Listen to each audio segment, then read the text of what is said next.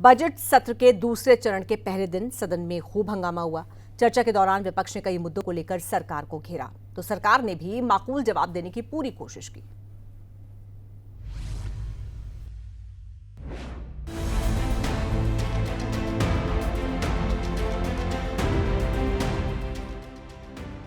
हरियाणा विधानसभा के बजट सत्र के दूसरे चरण की कार्यवाही के दौरान सदन में मंत्री संदीप सिंह भी मौजूद थे।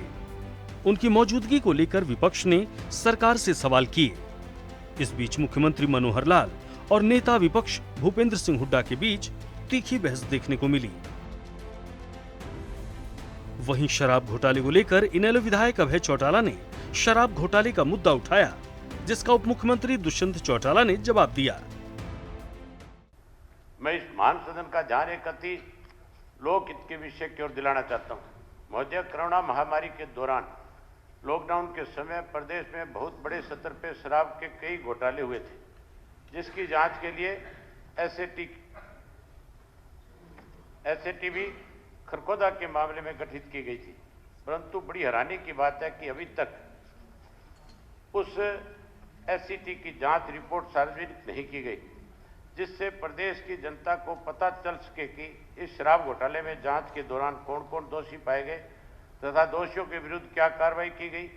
सरकार सदन को भी अवगत कराए कि शराब घोटाले की जांच के लिए अन्य जिलों में की गई जांच कमेटी की रिपोर्ट का स्टेटस क्या है। शराब घोटाले को लेकर वह जांच के तथ्य सामने न आने के कारण जनता में सरकार के प्रति गहरा रोष व्यक्त है। बात रखी, इनका सवाल कॉलिंग अटेंशन में था कि जहरीली शराब से 500 के लगभग डेथ प्रदेश भर में हुई। ये एनसीआरपीबी का डाटा है। मैं floor of the house correct करना चाहूँगा कि वो डाटा प्रदेश सरकार से जो होम विभाग से कंपाइल होकर गया, उसमें एक टेक्निकल गलती गई, जिसमें ये लिखा गया कि ओवर कंजम्पशन ऑफ अल्कोहल या पॉइजनस अल्कोहल। तो वो डाटा हरियाणा सरकार द्वारा ऑलरेडी भेज दिया गया है केंद्र सरकार को रिवाइज करने के लिए। 500 डेथ का जो data over consumption of alcohol से है वो गलत है। माननीय सदस्य का विषय आज के कॉलिंग अटेंशन का था कि पानीपत सोनीपत में जो 4 लोगों की मौत जहरीली शराब से हुई थी, उसकी भी रिपोर्ट्स आ चुकी है। जहरीली शराब नहीं थी, वो केमिकल पीने से उन लोगों की मौत हुई थी। नेता विपक्ष भूपेंद्र सिंह हुड्डा ने शराब घोटाले को लेकर पूछा कि क्या सरकार सीबीआई से जांच करवाएगी, जिस पर मुख्यमंत्री मनोहर लाल ने कहा कि हम इसकी जांच करवाएंगे, लेकिन इसमें समय तो लगेगा ही। शक नहीं है, घोटाला हुआ है।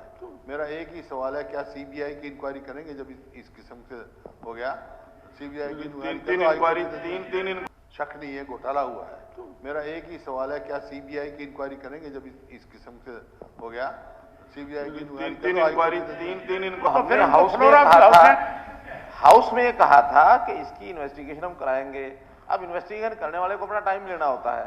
वो अरे भाई रिपोर्ट नहीं दी अभी उन्होंने, रिपोर्ट देंगे उसके बाद हम कार्रवाई करेंगे उसकी। चलिए अब और इसी प्रकार से बाद में करेक्शनल मेजर्स क्या होने चाहिए ये चीफ सेक्रेटरी साहब ने बताना है, ताकि ये चीजें अगर कोई घटित हुई है तो आगे घटित ना हो। चीफ सेक्रेटरी साहब ने रिपोर्ट देंगे, उसको डिपार्टमेंट लागू कराएगा। वहीं कांग्रेस विधायक रघुवीर कादियान ने किसानों की भावांतर योजना को लेकर सवाल पूछा, जिसका जवाब मुख्यमंत्री ने दिया। ये झज्जर जिले का 18 करोड़ रुपया गया था भावांतर योजना का, वो पूरा का पूरा 2 करोड़ बटा वापस आ गया सारा के मैं आपको रिकॉर्ड दूंगा, पूरे फार्मर्स की लिस्ट दूंगा, जिसमें 2 करोड़ रुपए उनके भावांतर योजना के बाकी हैं। तो क्या मैं सवाल पूछना चाहता हूँ, क्या वो बाकी हैं वो दोगे आप? नहीं, वो जो बाकी है भावांतर योजना के वो दोगे क्या? नहीं, कैटेगोरिकली सवाल है। अरे भाई विषय के डिस्पर्स हो गया, अकाउंट में नहीं गया, ये तो जान नहीं गया, वहां बताओ कि उनकी स्टेटमेंट लाओ। जब यहां से डिस्पर्स हो गया,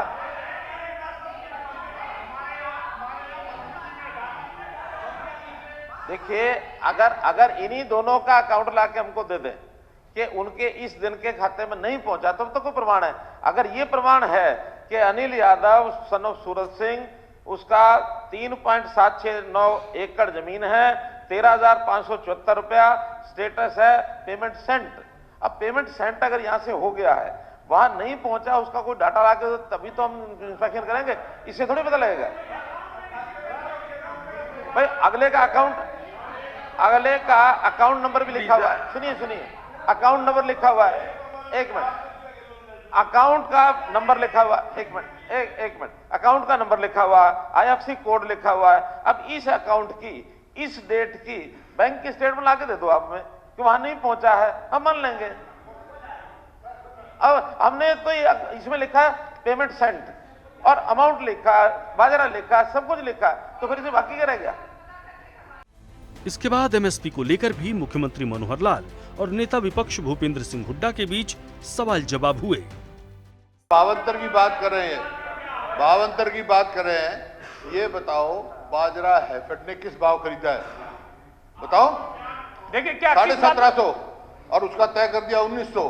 बाजरा 1750 हैफेड ने खरीद दिया। मैं बता रहा हूँ 450 भावांतर देंगे, लेकिन हैफेड ने 1750 से 1850 450 रुपया तय हो गया, 1,10,000 क्विंटल। मैं क्या कर रहा हूँ? कहाँ दिया भाई? भावांतर कहाँ दिया? 1,10,000 क्विंटल 1750 से 1850 रुपए प्रति क्विंटल बाजरा खरीदा गया। भावांतर का मतलब ये होता है जो MSP में और जो बिके उसका अंतर हो। भावांतर और क्या है? सर बाजरा, पहली बात तो है कि हमारी सरकारी खरीद जो है वो जो नेफेड करता 25% वो भी शुरू नहीं हुई है। जहां तक हैफेड के द्वारा खरीदे जाने की बात है, हैफेड अपना कमर्शियल परचेज करती है और कमर्शियल परचेज बाजार भाव पर हमेशा कर सकती है, लेकिन इसके बाद भी नेफेड ने जो है 5450, बाजरा नहीं, ये सरसों की बात कर रहा हूं। जहां तक बाजरा की बात है, जहां तक बाजरे की बात कर रहा हूं, जहां तक बाजरे की बात है, उन्होंने मैं बता रहा हूं ना, बाजरे की बता रहा हूं,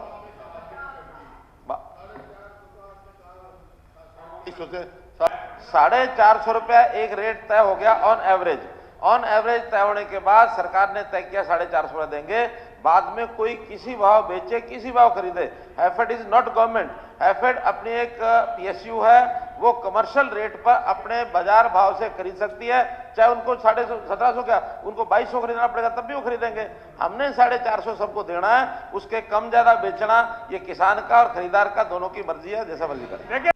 कुल मिलाकर हरियाणा विधानसभा की बजट सत्र पार्ट 2 के दौरान कई मुद्दों पर चर्चा हुई, तो कुछ मुद्दों पर पक्ष विपक्ष के बीच तकरार भी देखने को मिली। सूर्य समाचार के लिए चंडीगढ़ से रवि चंदेल की रिपोर्ट।